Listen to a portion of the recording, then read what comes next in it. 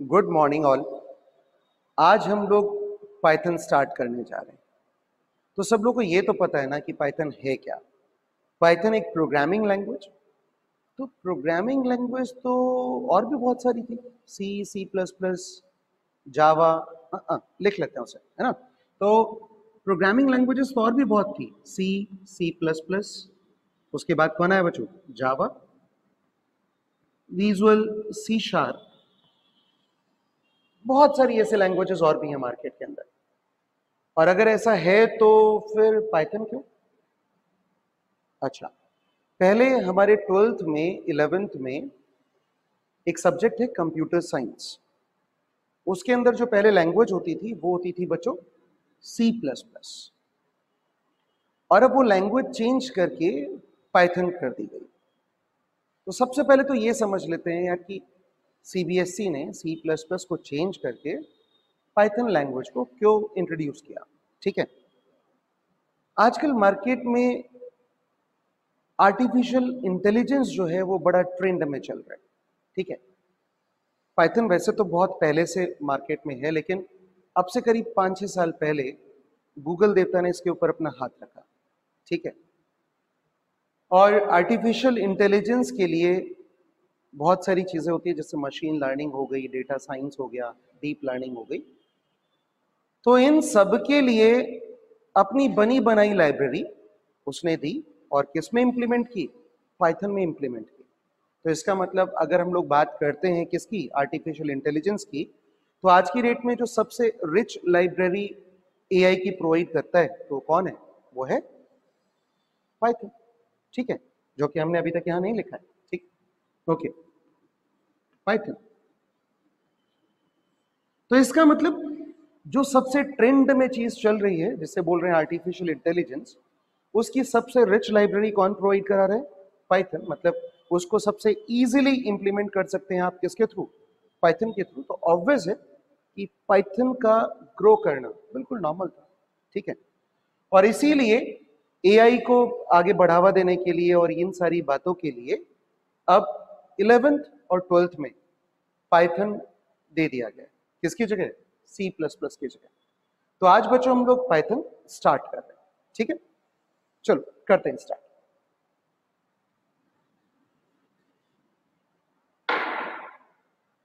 Okay, Python. तो देखो बच्चों, अगर हम लोग बात कर रहे हैं पाइथन की, तो मार्केट में और भी बहुत सारी लैंग्वेजेस थी, जैसा कि अभी अभी हम लोगों ने बात किया। जैसे जावा में हम लोग विंडोज एप्लीकेशंस भी बना सकते हैं, वेब भी बना सकते हैं, वेब एप्लीकेशंस, है ना। तो हमने बोला लेकिन पाइथन सबसे रिच लाइब्रेरी प्रोवाइड कराता है किसकी? आर्टिफिशियल इंटेलिजेंस की। तो इसका मतलब क्या पाइथन में विंडोज और वेब नहीं होते होंगे? ना ना, ऐसा नहीं, ऐसा बिल्कुल नहीं। ठीक है, पाइथन में हमारे पास टूल्स अवेलेबल हैं जिसके थ्रू आप विंडोज एप्लीकेशंस भी बना सकते हैं, आप वेब एप्लीकेशंस भी बना सकते हैं, और आप एआई बेस्ड एप्लीकेशंस भी बना सकते हैं। ठीक है, तो इसका मतलब पाइथन ऐसा नहीं है कि सिर्फ आपको आर्टिफिशियल इंटेलिजेंस में हेल्प करेगा। पाइथन आपको विंडोज, वेब, इन इन सारे टाइप के एप्लीकेशंस में भी क्या करेगा बच्चों? हेल्प करेगा। ठीक है, पाइथन में हमारे पास एक टूल होता है जिसे हम लोग बोलते हैं क्या बच्चों? टीके इंटर। आप इसके थ्रू क्या कर सकते हैं? आप इसके थ्रू विंडोज एप्लीकेशंस बना सकते हैं। ठीक है, विंडोज एप्लीकेशन समझते हैं ना। विंडोज एप्लीकेशंस जैसे आप अपने स्कूल में जाते हैं तो फीस मैनेजमेंट का एक सॉफ्टवेयर होता है। आप लाइब्रेरी में जाते हैं तो लाइब्रेरी में एक लाइब्रेरी मैनेजमेंट का क्या होता है बच्चों? सॉफ्टवेयर होता है। तो ये जो सारे सॉफ्टवेयर्स हैं, ठीक है, इनको बोलते हैं विंडोज एप्लीकेशंस। ठीक है, तो टीके इंटर का हेल्प करके आप GUI, graphical user interface based क्या बना सकते हैं? एक विंडोज एप्लीकेशन बना सकते हैं। ठीक है, अगर हम लोग बात कर रहे हैं वेबसाइट्स, वेबसाइट्स जैसे फेसबुक, जैसे इंस्टा, जैसे हमारा जीमेल, जैसे और बात करते हैं तो यूट्यूब, बहुत सारी वेबसाइट्स मार्केट में क्या है बच्चों? अवेलेबल। ठीक है, तो वेबसाइट अगर बनाने की बात करते हैं तो वेबसाइट्स बनाने के लिए हमारे पास पाइथन का एक MVC बेस्ड फ्रेमवर्क अवेलेबल है, जिसको क्या बोलते हैं बच्चों? जिसे बोलते हैं हम लोग जैंगो। ये स्टार्टिंग में जब पाइथन आया था आपके 11-12 के सिलेबस में, तो जेंगो इनिशियली आपके सिलेबस में था, ठीक है, फिर वो उसको बाद में हटा दिया गया, ठीक है। तो इसका मतलब पाइथन अगर आप पढ़ते हो तो आप एआई तो है ही, हमारा आर्टिफिशियल इंटेलिजेंस तो है ही, उसके अलावा आप पीके इंटर का यूज करके क्या बना सकते हो बेटा, विंडोज एप्लीकेशंस बना सकते हो, और आप जेंगो का यूज करके आप इजीली वेब एप्लीकेशंस बना सकते हो, ठीक है। इसका मतलब अगर आपको पाइथन आता है तो आप किसी भी फील्ड में जाने के बारे में सोच सकते हो, ठीक है। तो अब बात करते हैं बच्चों पाइथन के बेसिक्स की, ठीक है। पाइथन में जैसे क्या क्या चीजें यूज होती हैं, पाइथन में इनपुट कैसे लेते हैं, पाइथन में चीजों को डिस्प्ले कैसे कराते हैं, तो वो सारी चीजें समझ लेते हैं, ठीक है। लेकिन ये सारी चीजें स्टार्ट करने से पहले आज मैं एक बड़ा बेसिक सा प्रोग्राम बताने वाला हूं आप लोगों को कि पाइथन में 2 नंबर्स को ऐड कैसे करते हैं, ठीक है। यूजर से इनपुट लेंगे, enter first number, enter second number, और उसके बाद हम लोग उनका सम क्या कर देंगे बच्चों, डिस्प्ले कर देंगे। इसी बहाने हम लोगों को यूजर से इनपुट लेना आ जाएगा पाइथन के अंदर, और हमें प्रिंट कैसे कराते हैं, डिस्प्ले कैसे कराते हैं, ये भी पता चल जाएगा, ठीक है बच्चों। तो जब भी हम लोग बात करते हैं इस बड़े सिंपल से छोटे से प्रोग्राम के बारे में कि हम कैसे 2 नंबर्स को ऐड करेंगे, तो बच्चों देखते हैं। सबसे पहले हम लोग बात करेंगे इनपुट फंक्शन की। इनपुट फंक्शन के थ्रू आप लोग पाइथन में इनपुट ले सकते हैं, यूजर से कोई भी वैल्यू इनपुट करवा सकते हैं, ठीक है। और ये जो इनपुट फंक्शन जो होता है वो हमें वैल्यू किस टाइप के रिटर्न करता है, वो हमें वैल्यू रिटर्न करता है बच्चों स्ट्रिंग टाइप की, ठीक है। इसका मतलब मेरे पास इनपुट फंक्शन है और वो वैल्यू हमेशा मुझे कैसे रिटर्न करेगा, स्ट्रिंग। स्ट्रिंग कैसे बोलते हैं बच्चों, ये कुछ हमारे पास फंडामेंटल डेटा टाइप्स है, जरा मैं बता देता हूं यहां पर पाइथन में। मेरे पास एक डेटा टाइप है इंट, जो कि इंटीजर वैल्यूज को स्टोर करने में काम आएगा। एक डेटा टाइप है बच्चों हमारे पास कौन, फ्लोट, जो कि अगर हमें पॉइंट्स में वैल्यूज लेनी है, जैसे 7.3, 7.3, 4.2, अगर हमें ऐसे इनपुट चाहिए तो हम लोग फ्लोट डेटा टाइप यूज करते हैं।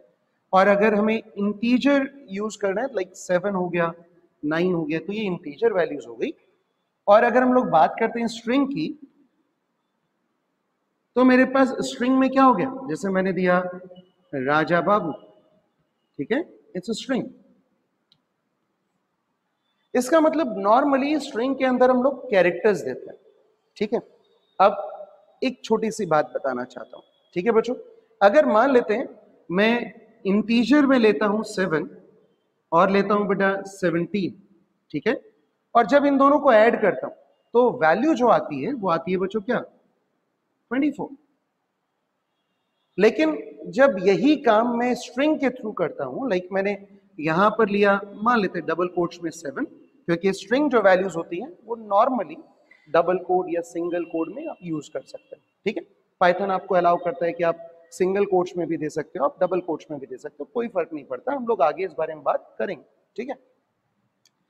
तो अगर पाइथन में आप ऐसे ही करते हो, जैसे इंटीजर्स की बात कर रहे हैं हम, इंटीजर्स में अगर आप 7 + 17 देते हो, देन आंसर विल बी 24। लेकिन अगर आप 7 + 17 देते हो, इस केस में 7 भी स्ट्रिंग है और 17 भी क्या है बच्चों, स्ट्रिंग है। तो इन दोनों को जब ऐड करोगे तो आंसर आपका आएगा बच्चों क्या, 717। इसका मतलब कहने का यह है कि अगर स्ट्रिंग के अंदर अगर आपने कोई भी डिजिट दे दी है तो वो उसको स्ट्रिंग की तरह ट्रीट करेगा, ना कि उसे न्यूमेरिक वैल्यू की तरह, ठीक है। तो ये मेन चीजें हैं कि जब भी हम लोग बात करते हैं इंट, इंट का मतलब हमें जो वैल्यूज मिलेंगी वो ऐसे मिलेंगी, मतलब पॉइंट्स में वैल्यूज नहीं होंगी, इनके साथ आप कोई भी कैलकुलेशन कर सकते हो। फ्लोट, जब आपको पॉइंट्स में आंसर चाहिए, पॉइंट्स में वैल्यूज चाहिए, तो आप फ्लोट यूज करोगे।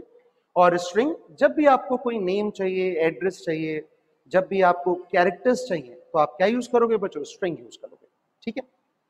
तो अब हम लोग, क्योंकि हम लोगों ने यहां पर देखा था ना कि स्ट्रिंग, मैंने बोला था कि इनपुट फंक्शन जो है वो वैल्यू लेता है और हमें किस फॉर्म में रिटर्न करता है बेटा, स्ट्रिंग। इसलिए थोड़ा सा ये बताना जरूरी हो जा रहा था कि स्ट्रिंग एग्जैक्टली बोलते किसको। शायद सब लोग को समझ में आ गया कि अगर न्यूमेरिक वैल्यूज, न्यूमेरिक वैल्यू चाहिए हमें, तो हम कैलकुलेशंस करेंगे, और कैलकुलेशंस के लिए हम लोग इंट और फ्लोट यूज कर सकते हैं, ठीक है। इंट नॉर्मल वैल्यूज लेगा, मतलब इंटीजर वैल्यूज लेगा, और फ्लोट पॉइंट्स में वैल्यूज ले सकता है, ठीक है। और स्ट्रिंग जो होता है वो नॉर्मली कैरेक्टर्स लेने के लिए पैदा हुआ है, ठीक है। लेकिन अगर स्ट्रिंग में तुम लोगों ने डिजिट्स दे दी तो उसको स्ट्रिंग की तरह ट्रीट करेगा, ना कि न्यूमेरिक वैल्यूज की तरह, ठीक है। चलो गुड। तो अब हम लोग बात कर रहे हैं किसकी, इनपुट की। इसका मतलब इनपुट फंक्शन जो है वो हेल्प करता है यूजर से इनपुट लेने, ठीक है। और एक मेथड है बच्चों, कौन सा, एक मेथड है प्रिंट, जो क्या करता है बच्चों, जो कुछ भी डिस्प्ले करने में हेल्प करता है, ठीक है। इसका मतलब input is used to take input from user and print is used to display your output on your screen, ठीक, सिंपल। तो अब हम लोग का टारगेट क्या था अभी, हम लोग का टारगेट था कि हमें 2 नंबर यूजर से लेने हैं भाई, और उनका सम करके क्या कर देना है, डिस्प्ले करा देना है, सिंपल। 2 नंबर यूजर से लेने हैं, अच्छा ठीक है, यूजर से इनपुट लेना है। इसका मतलब हमें कौन सा मेथड यूज कर लेना चाहिए, इनपुट, ठीक है। उनको ऐड करना चाहिए और ऐड करने के बाद क्या करना चाहिए, डिस्प्ले करा देना चाहिए, ठीक है। तो देखते हैं बच्चों कैसे करेंगे। तो मैंने क्या किया, a इक्वल्स टू, मैंने यहां पर लिया बच्चों input enter first number, enter first number,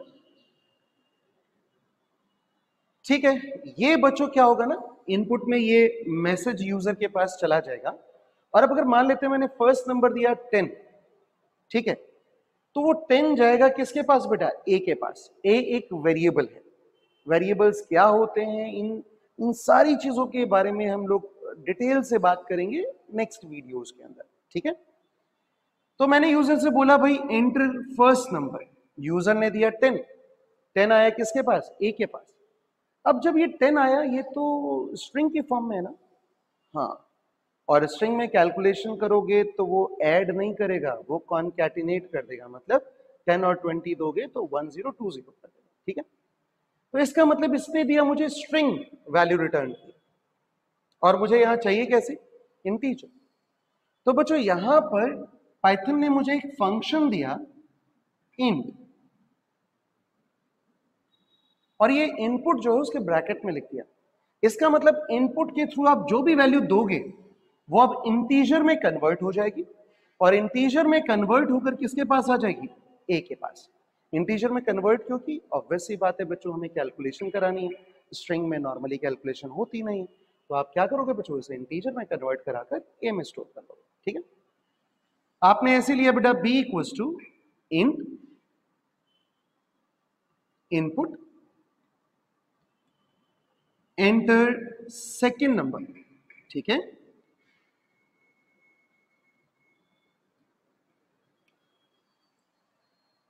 तो ऐसे बच्चों एक एक करके 2 मैसेज आएंगे, आप एक एक करके 2 वैल्यूज दोगे, और क्या होगा बच्चों, ए के अंदर फर्स्ट वैल्यू आ जाएगी, बी के अंदर सेकंड वैल्यू आ जाएगी, सी इक्वल्स टू मैंने क्या किया, ए प्लस बी कर दिया।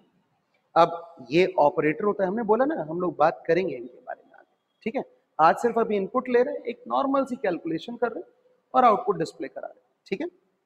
और अब मैंने क्या किया बच्चों, यहां पर बोला print sum is c, okay. इसका मतलब प्रिंट मेथड डिस्प्ले कराता है, और जो भी चीज डबल कोट्स के अंदर होगी, किसके अंदर होगी बच्चों, जो भी चीज डबल कोट्स के अंदर होगी वो एज इट इज डिस्प्ले कराएगा। और कॉमा लगाकर हमने लिख दिया बच्चों क्या, सी एक वेरिएबल, ठीक है। तो जो भी हमने इनपुट दिया था ए के अंदर, जो भी हमने इनपुट दिया था बी के अंदर, उन दोनों को उसने ऐड किया, सी के अंदर क्या किया बच्चों, रिजल्ट को स्टोर किया, और फिर डिस्प्ले करा दिया बच्चों क्या, सम इज सी। सी की वैल्यू आ जाएगी, मान लेते हैं आपने इनपुट दिया ए के अंदर 10, बी के अंदर 20, सी के अंदर आ गया बच्चों क्या 30, तो आउटपुट आएगा बच्चों सम इज 30, सिंपल, ठीक है। एक बार बच्चों इसे तुम लोग को एग्जीक्यूट करके भी दिखा देता हूं, ठीक है।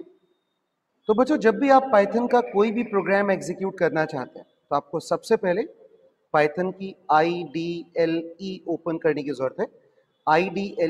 IDLE का मतलब है बच्चों integrated development and learning environment, ठीक है। एक बार फिर से रिपीट कर रहा हूं, integrated development and learning environment, ठीक है। तो आपको पाइथन का प्रोग्राम एग्जीक्यूट करने के लिए IDLE चाहिए। ये IDLE मिलेगा कहां से आपको, आप इजीली क्या कर सकते हो बच्चों, गूगल में जाइए। गूगल ऑन करने के बाद आपने क्या किया बच्चों, आपने सिंपली यहां पर लिखा डाउनलोड पाइथन। आपको यहां पर लिंक मिल जाएगा बच्चों, आप लिंक पर क्लिक कर दो। यहां से आप डायरेक्टली पाइथन क्या कर सकते हो, डाउनलोड करके इंस्टॉल कर सकते हो। ठीक है, जब ये इंस्टॉल हो जाएगा बच्चों तो आप यहां सर्च में अगर आइडियली टाइप करोगे आपको ये मिल जाएगा। ठीक है, ये ओपन हो गया बेटा। कोई भी प्रोग्राम एग्जीक्यूट करने के लिए आप फाइल के ऊपर क्लिक करोगे, न्यू फाइल। मैंने यहां किया बेटा a equals to int input enter first number,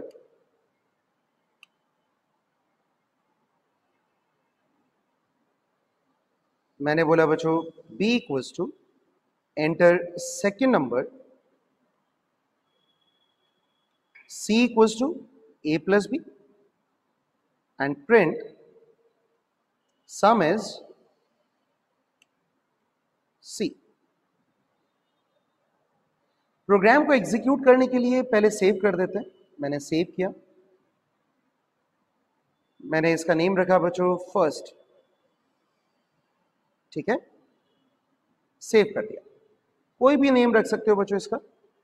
save करने के बाद बेटा मैंने किया एग्जीक्यूट, उसने कहा एंटर फर्स्ट नंबर, मैंने बोला फर्स्ट नंबर इज 30, उसने बोला एंटर सेकेंड नंबर। तो ये सब लोग समझ चुके हैं, ये जो मैसेज है ये वही है जो आपने इनपुट के ब्रैकेट में दिया था। एंटर सेकेंड नंबर मैंने दिया बच्चों 40, उसने बोला सम इज 70। ठीक है, तो बच्चों इस तरीके से हम लोग पाइथन के प्रोग्राम इजीली क्या कर सकते हैं, एग्जीक्यूट कर सकते हैं। उम्मीद है आज की सारी बातें जो हम लोगों ने डिस्कस की वो आप लोगों को समझ आई होंगी। ठीक है बेटा, तो आगे की चीज़ों के लिए, आगे के टॉपिक्स के लिए हम लोग मिलेंगे बेटा नेक्स्ट वीडियो में। थैंक यू सो मच मेरे बच्चों।